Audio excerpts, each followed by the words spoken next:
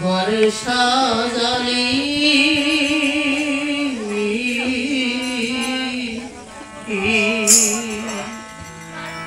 কত সাজানো ঘর রইল রাখতেছেন কেন মুখ করতেছেন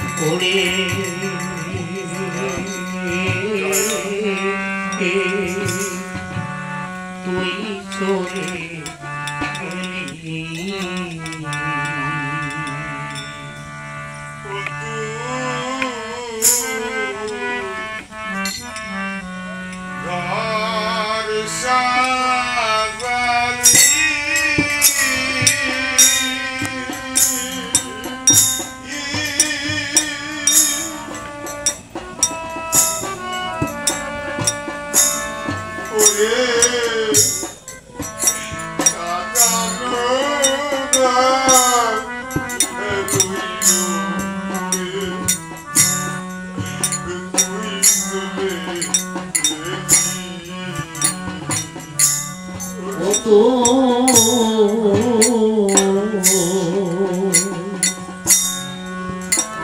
ঘরে সাজালি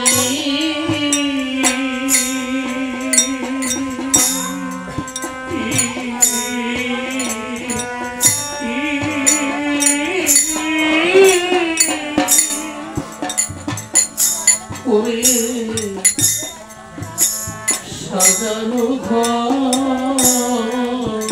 রইল পড়ে তুই চলে গেলি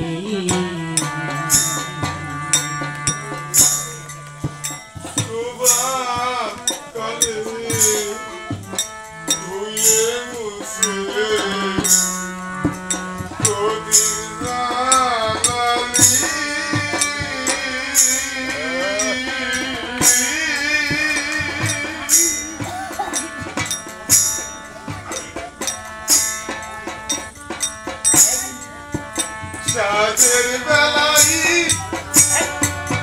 মনের সুখে অতির দালালি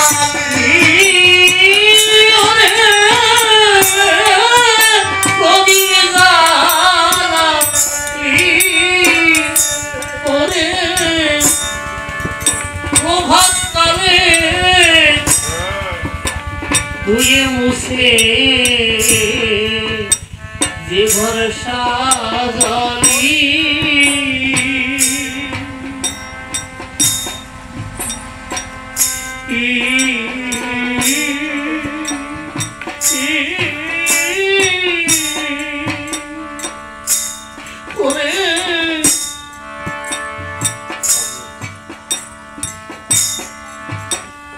সাদের বেলায় ওরে নিজের হাতে ওদের জালালি ওরে ওদের জালালি যেদিন কালের স্রোত আসবে এক এক করে সকল পেয়েছে কেউ থাকতে পারবো না এই ধরায় কাল রাতে কালের স্রোতে কাল রাতে কালের স্রোতে কাল রাতে কালের স্রোতে কাল রাতে কালের স্রোতে সবই হারালি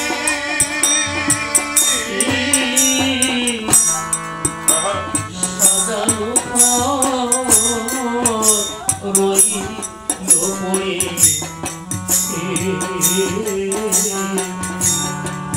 তুই চলে গেলি তুই ঘরে সাজালি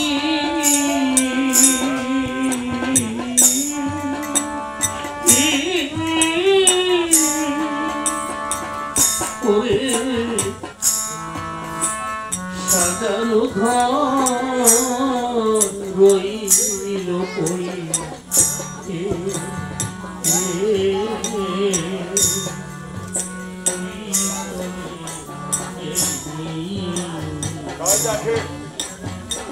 গীতাই বলছেন কি মানুষ মরে না, আত্মা অবিনশ্বর। ভগবান নিজে বলেছেন, গীতা কি বলেছেন? পাশাংশি জীর্ণানি জবাবে হাই নবানি ভিন্ন দিনারা ভগবানি তথা শরীরানি ইহাই জীর্ণানি অন্যান্য সংখ্যানি নবান্তে। আত্মা অবিনশ্বর, আত্মার কোনো নাম নাই। ভাই বলছে কি যে আমরা যেমন এই পোশাক গুলি যখন জীর্ণ হয়ে যায় ঘুরে বেরিয়ে নবন পোশাক পরিধান করি, আর আত্মা শরীর যখন জীর্ণ হয়ে যায় এই জীর্ণ শরীর ত্যাগ করে আবার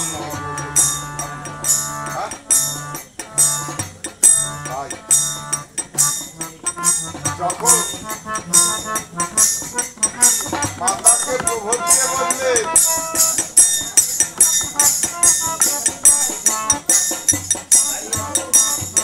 এমনি ভাবে মায়ের কাছ থেকে ঠাকুর লক্ষ্য বিদায় তুলে নেবে।